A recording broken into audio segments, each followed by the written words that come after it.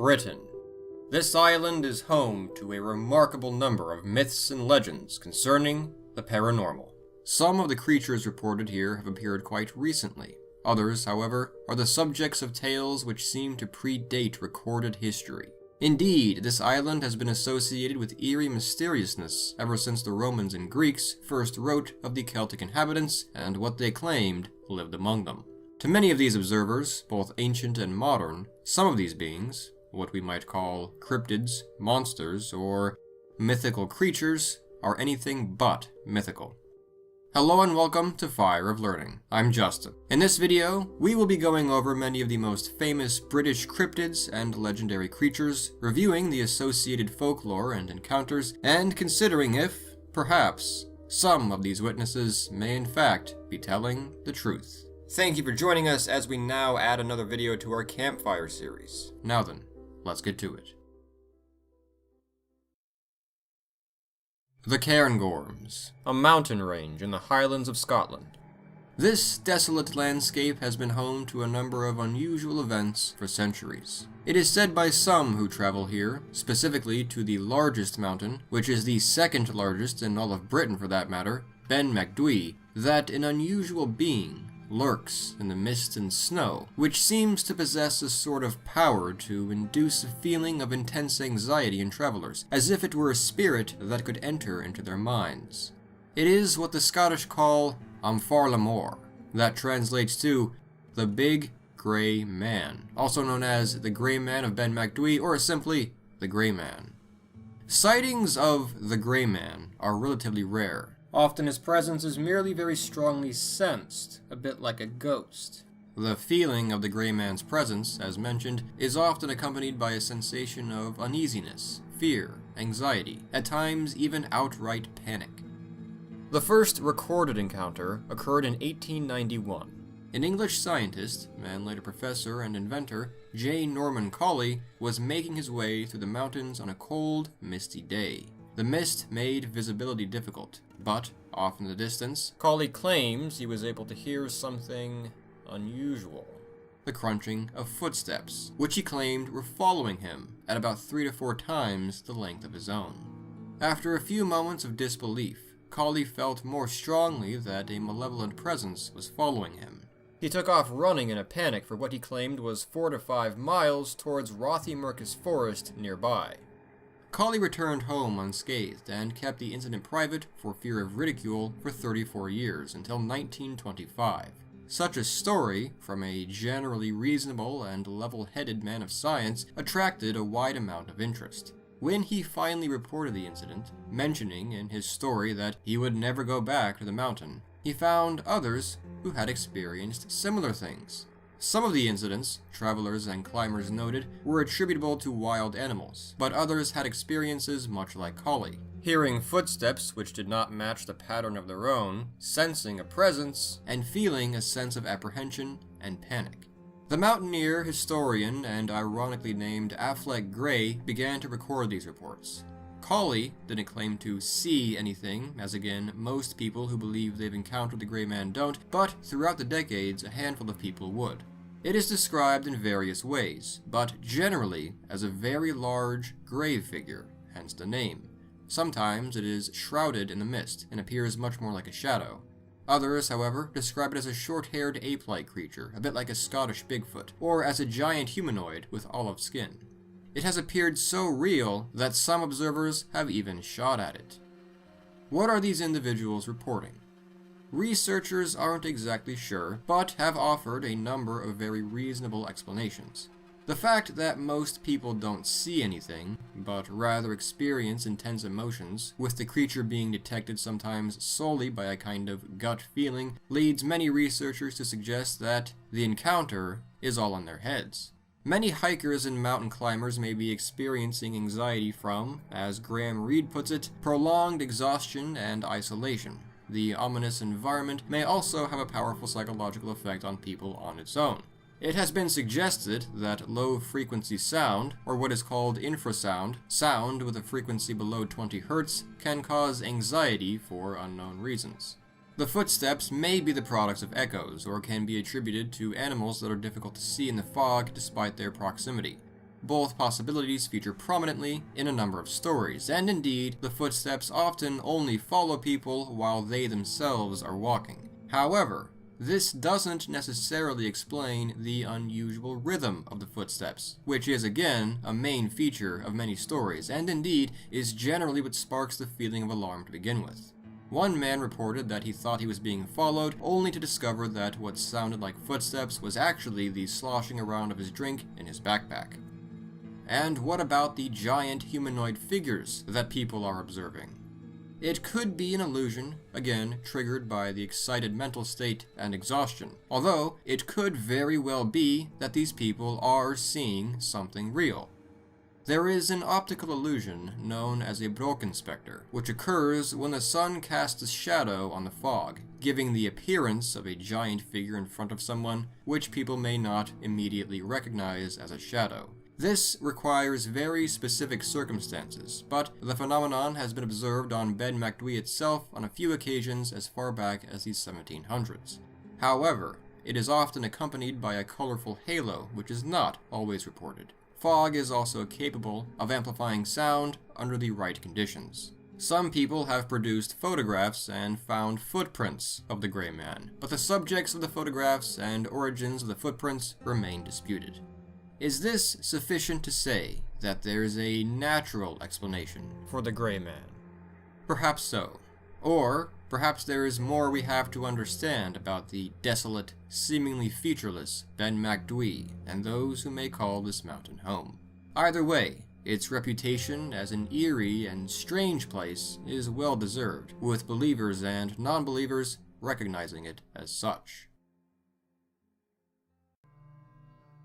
We remain in Scotland to address our next being, or perhaps breed of beings, which have been terrifying inhabitants of the north for centuries. It is described as a horse, a seemingly beautiful, friendly, strong horse. White, dark gray, or black, often found near bodies of water. It appears quite normal, apart from its hooves, which are backwards, and its mane, which is always soaking wet. The horse is quite inviting, especially towards children who naturally want to climb and ride the beast, and weary travelers looking for a ride. It may even encourage them to mount by singing. Once on the horse's back, however, the victims find they cannot get off. They have become stuck to the horse, bound to it. The horse reveals itself to be a sinister being and carries its victims off into the nearby body of water, where they are drowned and eaten. This demonic horse is known as a kelpie. It's a part of a much larger mythology of demonic water-dwelling horses found throughout northern Europe, with tales of other similar creatures reported throughout Britain as well, which we will address. The legends of the kelpie date back to the ancient Celts. There is a kelpie legend associated with nearly every large body of water in Scotland, though other accounts hold that kelpies are more restricted to certain bodies of water, specifically rivers and streams. Notably, many legends hail from a specific loch in the Highlands of Scotland, called Loch Ness, which we will be returning to later in this presentation. Some legends state that the kelpie has the power to change its form, namely in the daytime, as it would be returned to its horse form when the sun set. It sometimes appears as a handsome lord, or less traditionally, as these horses prefer to prey on women, a beautiful lady, which draws in lonely wandering travelers, inviting them to swim, often with the same intentions, and therefore often with the same result. One can tell a kelpie, however, even in human form, by the water weeds or sand in their hair. Also, according to some accounts, they retain their hooves in this form. Other times, the kelpie takes the form of an elderly man, or sometimes as a large, brutish man who captures victims directly. In some of these tales, however, the kelpie does not consume the victim, but rather, seeking companionship, casts a spell upon them, causing them to fall madly in love with them. Despite its strength and intelligence, legend holds that one can defeat a kelpie. One way to achieve this is by fitting it with a halter with the sign of the cross on it. Another, more common way is to grasp its bridle, or the equivalent which is transformed along with the beast when it takes a false appearance, such as a necklace. Once taken, it becomes the servant of any who have tamed it, as it will die within a day without it. The individual also gains control over any other kelpie, no matter whose bridle they have possession of.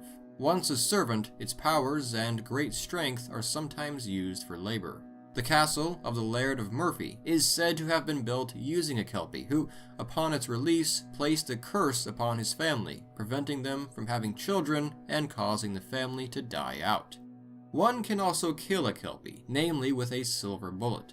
Once killed, it melts into what is often described as a jelly-like substance. As a side note, some legends hold that there are positive Kelpies, which save children from drowning, rather than drowning them themselves, though these are less common. The origins of the Kelpie mythology are quite old, likely predating Christianity. The legends may not have originated in Scotland and may have been brought over by the Norse. The legends may have descended from tales related to horse sacrifices made to water gods. Indeed, sinister shape-shifting water spirits like the Nyx or the Fosgrim are common throughout Germanic mythology, and the Shuplady or Nuggle of Shetland and the Tangi of Orkney are likewise similar monstrous water horse creatures on islands which were settled by the Norse during the Viking Age. However, similar tales seem to be spread throughout Celtic mythology as well. There is the Glashtin of the Isle of Man, the Keffeldoer in Wales, the Morgans of Wales and Brittany, and more. Another closely related beast is the Aukishka, Scottish Gaelic for water horse, the Manx equivalent being Cabal Ushti, and the Irish being Augiski. In Ireland, it is pronounced Gaelic, in Scotland it's pronounced Gaelic. The Kelpie and Aukishka are so similar that the legends appear to have been confused in some circumstances over many centuries. However, the Aukishka is considered more ferocious. One primary difference between the two is that the Aukishka are more commonly found in the sea. Much like its Kelpie relative, it attempts to lure riders to mount them, who become stuck after doing so, where then it takes them underwater and devours them whole, apart from, as many legends hold, the liver. It too is capable of shape-shifting, generally into a handsome lord, but sometimes into a large water bird. The Aukishka is also open to consuming livestock, and even each other, should another Aukishka carry the smell of a prior meal. Overall, however, the most sinister of these water horse demons is the Nuckelavee. The Nuckelavee does seem to stem from a legend brought by the Norse during the settlement of the Northern Isles. It is said to inhabit the waters around the Orkney Islands. Many tales were collected by the researcher and Orkney native Walter Traill Denison in the late 19th century, where he often wrote of what he had heard from local farmers directly, though he encountered only one first-hand account. The Nuckelavee is described in various ways. Denison claimed that it was a water demon, which turned into a demonic horse as it surfaced on the land. What form the creature takes while in water is not known. However, the one first-hand witness account described it as something far more disturbing than a Kelpie. He claimed that it was, indeed, a demonic horse with fins on its legs, but had what appeared to be a rider atop it, only the rider is but a torso and arms, with a head which bobs side to side as if it were limp. It is attached to the same body as the horse, much like a centaur. The creature has no skin, exposing its muscle and veins. The horse section also has its own head, with one giant eye, and a mouth which breathes toxic smoke. It is said to often roam the beaches of the islands. The Nuckelavee does not merely prey on lone travelers, however. It is capable of such power that it can inflict hardship on all of the islands. Plagues, droughts, famines, the deaths of livestock, many of these hardships were blamed on this demon and its toxic breath. People were so concerned by the Nuckelavee that they would not utter its name without saying a prayer immediately afterward. Despite its great power, it is not invincible. It is in fact sensitive to fresh water, and therefore cannot come ashore when it is raining, and can be escaped by crossing a stream or splashing fresh water on it. It is also confined to the depths of the ocean during the summer months by the Sea Mither, a much more benevolent sea spirit of Orcadian mythology. Monaghan, a village in Cornwall, a region in the southwest corner of Britain, which is no stranger to strange happenings. April 17th, 1976. Two young girls, June, age 12, and Vicky, 9, Melling, are on vacation with their family when they spot something horrifying flying above the tower of St. Monaghan in St. Stephen's Church, located about a mile from the center of the village. They describe it as a large, feathered bird man with an owl's face. Surely the imaginations of two children at work, right? Well, evidently the girl's father was so struck by the event that he cut their vacation short and went back to his home in Lancaster immediately. There, he reported the story to a cryptozoologist named Tony Doc Shields. A few months later, two teenage girls spotted the owl man while they were out camping in the woods near where the creature had been reported in an effort to look for it, gaining a much more detailed view.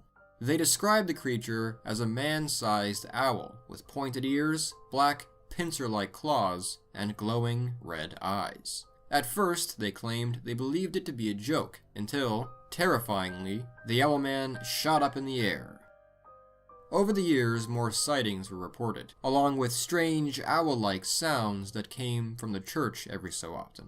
Descriptions became more detailed, but largely remained very similar. Some would go so far as to claim that they were attacked by it.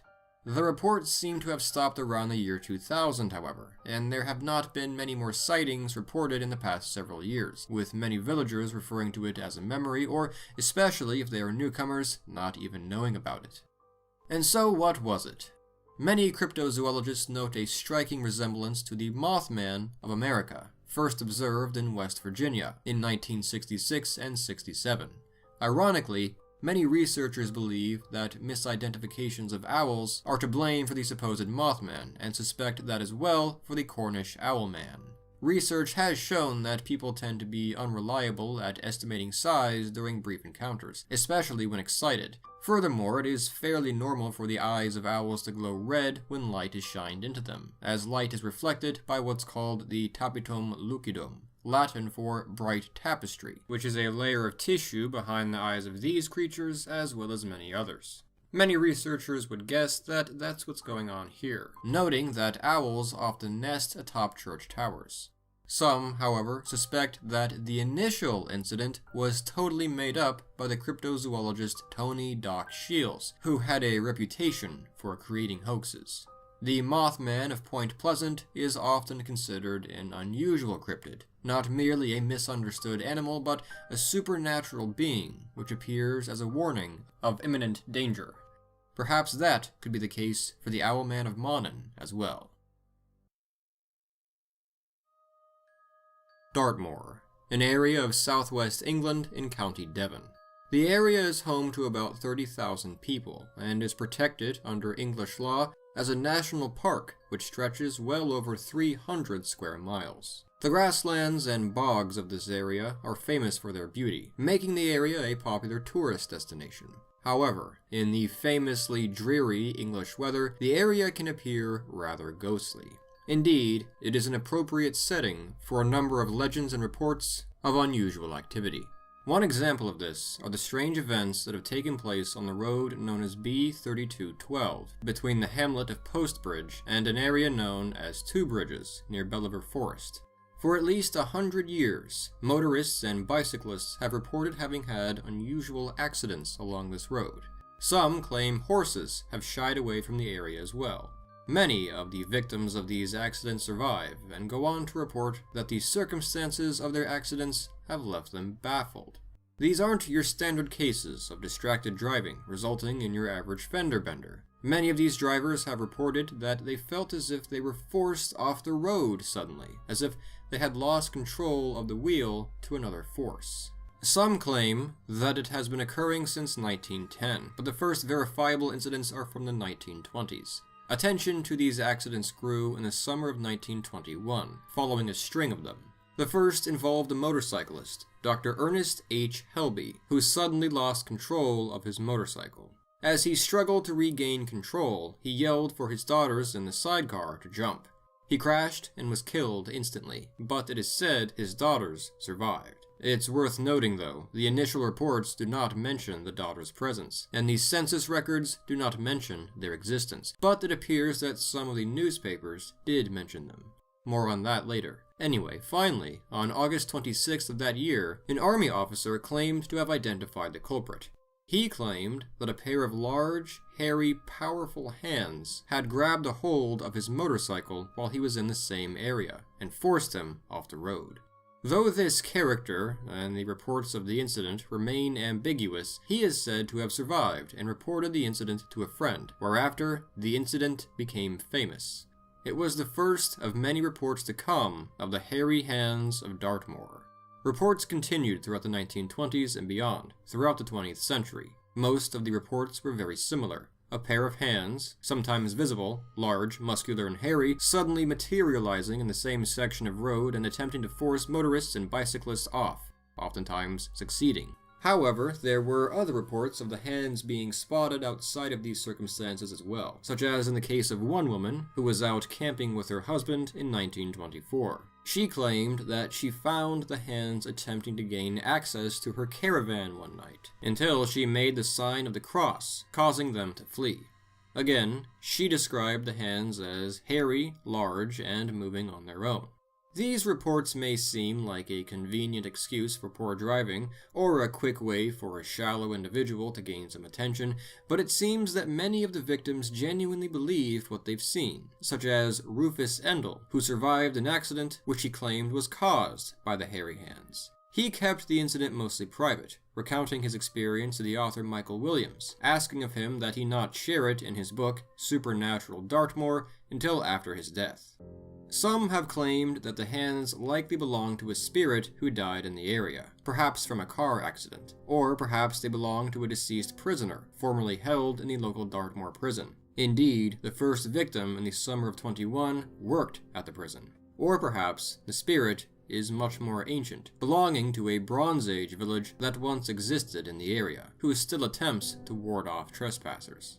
However, many people, most notably many of the locals, remain unconvinced and attribute the accidents to the road itself, which can be dangerous, especially to people unfamiliar with it, or other causes. Locals sometimes expressed concern that the tales were fabrications that would lead to a decline in tourist revenue. Furthermore, many of the supposed encounters with the hairy hands, such as the encounter with the woman in the caravan in 1924, raise a number of questions that contradict key elements of the story, calling them into question. At times, modern versions of the stories even differ from the original reports, thanks to newspapers and careless storytellers. Indeed, some have gone so far as to question the existence of not merely the hands, but even some of the individuals claimed to have reported the stories, as I hinted at earlier. Perhaps the nail in the coffin for this one is the fact that the decline in reported incidents parallels an improvement in vehicle and transportation technology. But is that truly the end of it? Well, whatever's going on, perhaps it would be wise to exercise a little extra caution should you find yourself traveling down this road. Throughout Germanic and Celtic mythology, there are numerous tales of what scholars call ghostly black dogs. Britain, especially England and Wales, is a hotbed of these legends. Across the island, there are many different names for these haunting canines, with reports of them continuing to this very day. The Black Shuck of East Anglia, the Barghest of Northumberland, the Capelthwaite of Westmoreland, the Black Dog of Newgate Prison, the Guy Trash of the North, the Black Dog of Cannock Chase, the Black Dog of the Welsh St. Donat's Castle, the Black Dog of Tring, the Freiburg, and, well, the list continues. These hellhounds are anything but man's best friend. The dogs are simply the forms that demons, ghosts, or some other unnatural shape-shifting entities are said to assume. The origins of the deathly black dog legends from the underworld are quite old, even predating Christianity. The tales may be so old that the Greek hound of Hades, Cerberus, may stem from the same roots. They are generally described as solitary, though not always, vicious-looking dogs, larger than most, with shaggy black fur, large teeth and claws, and eyes which glow ominously in the darkness, though sometimes it is described as having only a single glowing red eye, like a cyclops. Sometimes, even, the dog has a human face or is headless, as is the case for the one in Ivelet, a hamlet in Yorkshire, or can become invisible, like the Barghest and Padfoot. They are said to wander the night, namely in churchyards, graveyards, and empty fields. Sometimes the footsteps are silent. Other times they are accompanied by the sound of rattling chains. Some of them even, like the Gabriel hounds, fly through the night sky. The howls are loud and bone-chilling. Legend holds that should you hear such a howl, you should close your eyes immediately. Infamously, the black dog is often an omen of death.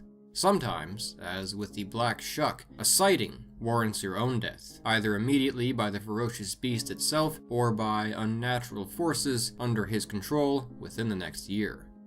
Black ghost dogs have been written about in England since the Middle Ages, and again likely predate writing on the island. There is a tale of the black shuck from the Old English shuka, meaning devil, specifically, which comes from 1577.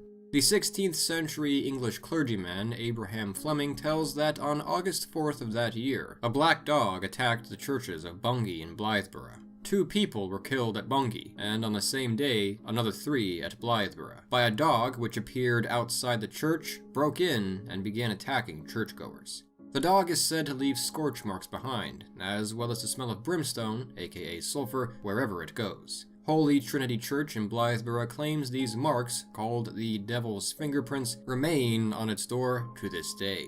In Dartmoor, there has been a legend since the 17th century of a man who sold his soul to the devil, the Squire Richard Cabell. Upon his death, black hounds surrounded his burial chamber. His tale served as the inspiration for Sir Arthur Conan Doyle's The Hound of the Baskervilles, a Sherlock Holmes story.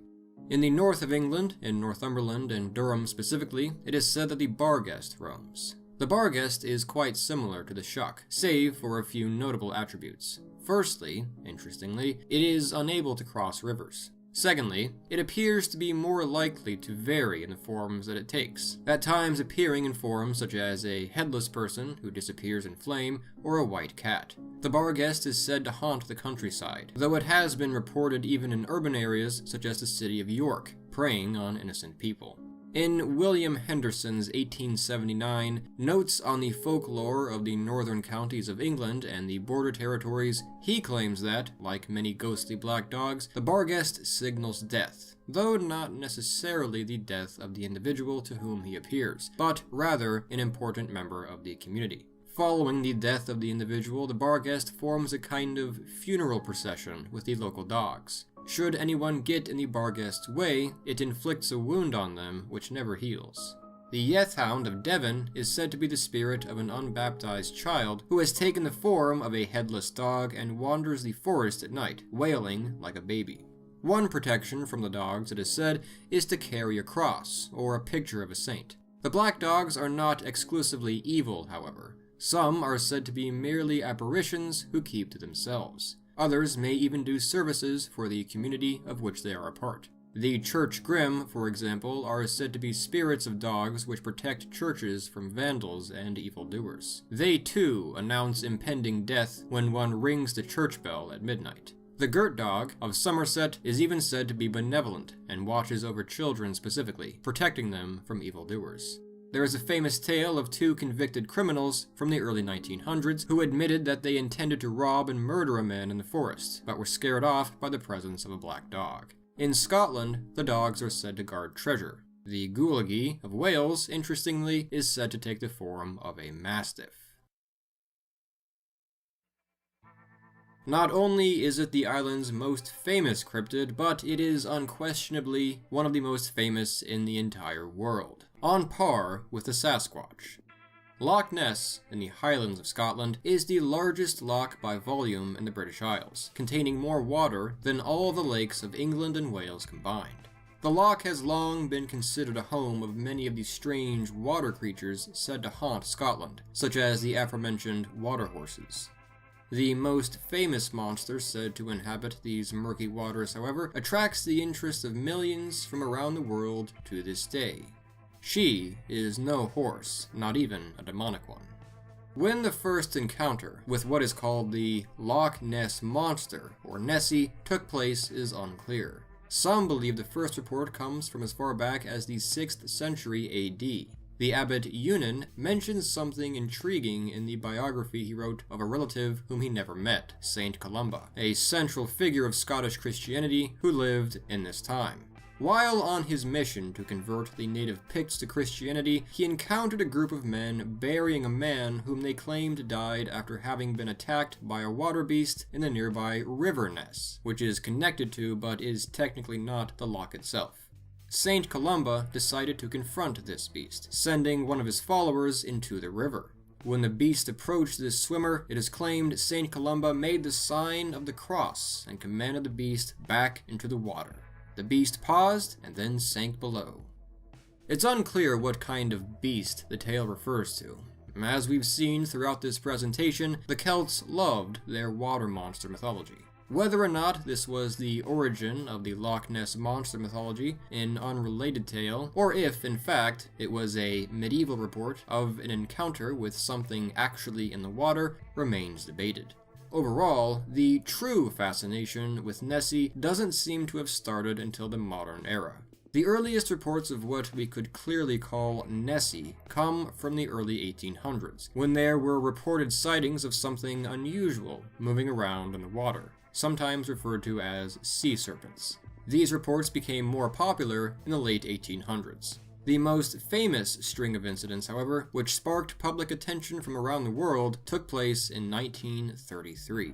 On April 15th of that year, John and Aldy Mackay were driving along the A82 route next to the loch. While looking out the window, Aldy claimed she saw a creature which resembled a whale rolling and plunging in the water for about a full minute before finally disappearing into the water. She said it had 2 humps and was about 20 feet in length. It's worth noting, Aldy was aware of the mythology surrounding the beast prior to the sighting. On July 22nd of that same year, a report came from a man named George Spicer. He claimed that while he and his wife were out driving on a road by Loch Ness, a large creature, about 4 feet high and 25 feet long, passed in front of their car. Reportedly limbless, it slithered across the road toward the lake. Its neck alone, it was claimed, accounted for about half of its length. He claimed it was somewhat like a dragon or prehistoric creature. Sightings continued throughout the years. Immediately, as the newspapers blew up with stories, people set out to try to be the first to photograph the beast. The first alleged photograph was taken in November of 1933 by Hugh Gray, though this was quickly deemed to be a fake, depicting either a Labrador retriever or an otter. Another photograph was taken the following spring by Robert Kenneth Wilson, a local surgeon and gynecologist. This photograph, shown here, known as the surgeon's photograph because of Wilson's desired anonymity, became the most famous piece of evidence for the existence of the monster, and remains famous to this day. However, after extensive examination, it is now recognized as a famous fabrication. Indeed, many years later, it was revealed to be a hoax after all, with the main perpetrator being a man named Marmaduke Wetherell, who had already faked evidence of the monster before. Wilson was merely the one who claimed to have taken the photograph to avoid suspicion. Some individuals were so convinced of the monster's existence that they began to advocate for its protection, fearing hunters. Others, however, including many who had been living near and working on the loch for decades, remained quite doubtful of the presence of any such monsters lurking below. Attention on such things subsided during the war, but the subject became more common again in the 50s. Amid the numerous sighting reports came more photographs, and even videos, many of which were quickly proven or considered quite likely to be hoaxes or misidentifications. One family, on a boat, even claimed to have collided with the monster, causing the grandfather on board so much shock that he had a heart attack. Thankfully, there was some flesh from whatever they hit left on the engine of the boat. This was extremely useful to the search for the Loch Ness Monster, or at least it could have been had the flesh not been scrubbed off from the engine and discarded immediately by a work crew. In 1977, an even clearer picture of the monster was taken by Tony Doc Shields. Remember him from the initial Owlman of Monnin incident, which had occurred shortly before this? This is why he earned a suspicious reputation. The monster does, in fact, appear to be yet another hoax in this photograph. Not every event was so easily explainable, however. In 1954, the boat Rival 3 claimed it picked up a large object following the vessel from about 500 feet below on its sonar readings. This event has been left unexplained. It wasn't the first attempt at using sonar to find the animal, and certainly not the last. There have been many more attempts throughout the decades, many being much more complex and thorough, which also have found interesting things. Large, moving masses under the water were observed in many different surveys, such as the ones undertaken by Robert H. Rines, though what exactly these were remains unexplained. Many different things could turn out to be the culprits. Because the water is quite murky, it's often hard to see far below the surface.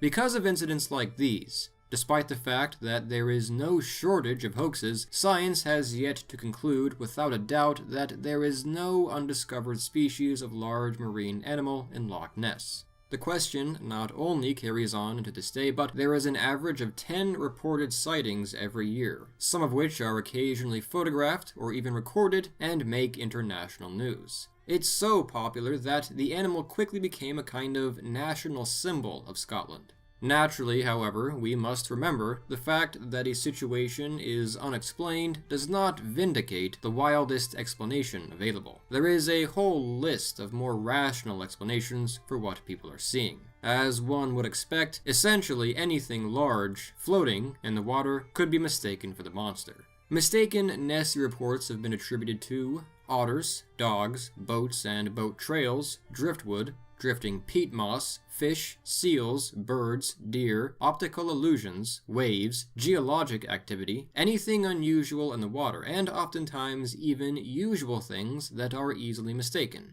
It's quite easy for excitement to blind the skeptical eye of many people, and the legend is certainly exciting. However, again, there are other explanations which maintain that people really are seeing something radical, and they're not as wild as one might expect. Most of them anyway.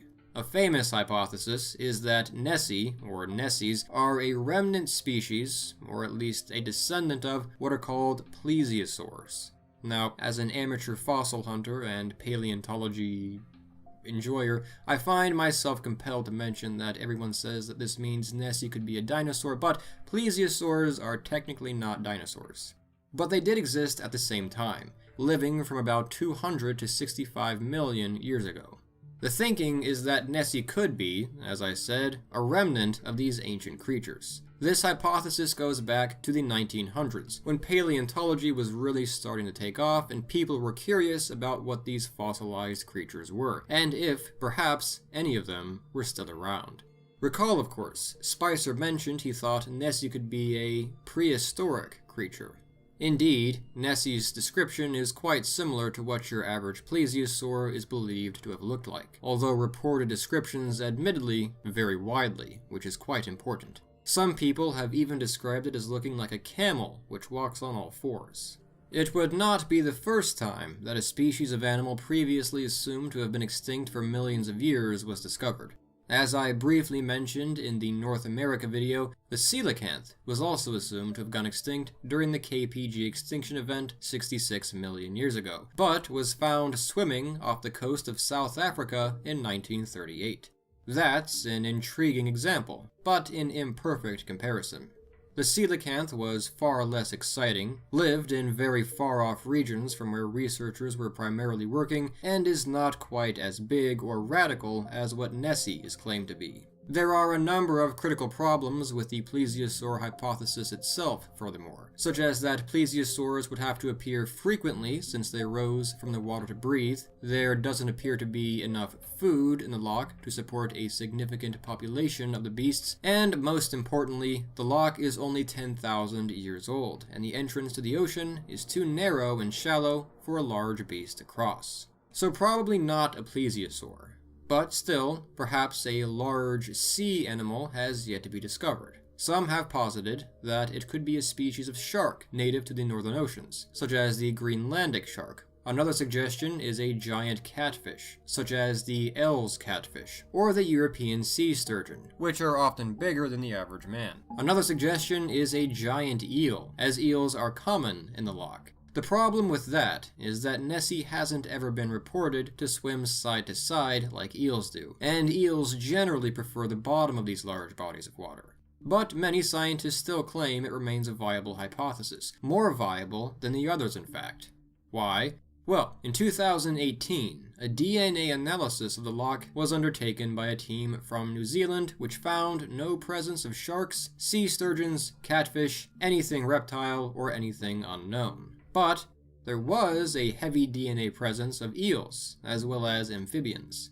Although, this analysis did not find any DNA of otters or seals either, which are present in the loch, and rare creatures do occasionally wander in from the ocean through the narrow River Ness. Some have speculated that Nessie could, therefore, be a giant undiscovered amphibian, though this explanation still does not take precedence over the many simpler explanations. For now, the Nessie debate continues, and perhaps it will never be solved for certain. It's a bit more likely than many other cryptids reported around the world, but in my personal opinion, the evidence is weaker than that which is presented for the Sasquatch. Whatever Nessie is, though, assuming she is something, she thankfully appears peaceful. But she's not alone. There are multiple lochs and other bodies of water said to harbor Nessie-like creatures as well in Scotland, and throughout the British Isles. Some may be myths inspired by the Nessie myth. Others claim they could be members of the same species, and still others say that these creatures are different monsters entirely. Another example lies 70 miles to the west of Loch Ness in Lake Morar. Here too, it is believed by some, a sea monster dwells, called Morag.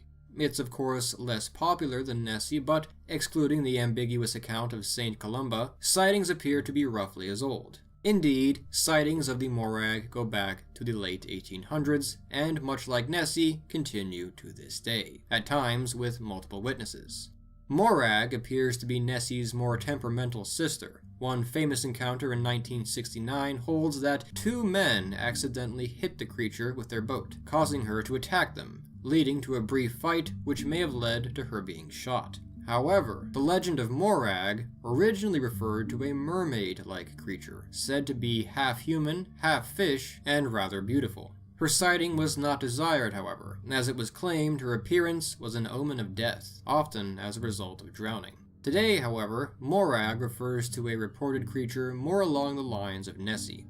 Finally, we return 600 miles south to Cornwall, to the Falmouth Bay. Some locals claim a creature similar to Nessie lurks here as well. The Morgower, Cornish for sea giant, not to be confused with Morag. The first purported sighting came from a woman named Mary F. in 1976. Mary F. was not the one to report the beast, however, at least to the Falmouth Packet news outlet which reported the story. Rather, the information was sent by a man named Tony Doc... oh, for goodness sake. The legend, which some claim Shields invented himself, although I'm not making any accusations here, purportedly goes back to the First World War. Shields claims to have sighted it as well in 1976, and even claims to have photographed the beast. In fact, he has even claimed to be able to summon it. It is described as a sea serpent with a long neck and dark skin, being either black or brown. Ever since these initial reports, however, many other witnesses have claimed to have seen the beast, specifically in an area known colloquially as Morgower's Mile. Myths and legends, doubtlessly as old as humanity itself. Perhaps these are all fairy tales, inspired by things like misunderstandings, misidentifications, and the simple fun of making up a good story, and the usefulness that such legends could bring to people, such as discouraging encounters in strange areas with real threats in the world. Or, perhaps, there is indeed something to at least one of the creatures featured here. Perhaps something quite efficient at evading detection, like Nessie, or something practically unexplainable, whose existence is attributable to forces currently beyond human understanding. Either way, I believe that these stories are important. They are pieces of culture which should continue to be passed down and preserved. I hope you enjoyed this video. If so, I invite you to come check out the rest of Fire of Learning, especially our Campfire playlist, which has more videos on things like cryptids, legendary creatures, as well as holidays, and to subscribe for more videos like this in the future. You can help support the production of videos like these by donating on Patreon, the link to which is in the description. I'd like to thank my current patrons listed here for their support. Fire of Learning is also on Instagram, and I have a science channel called Lucinox, so come check us out there too. Thank you for watching.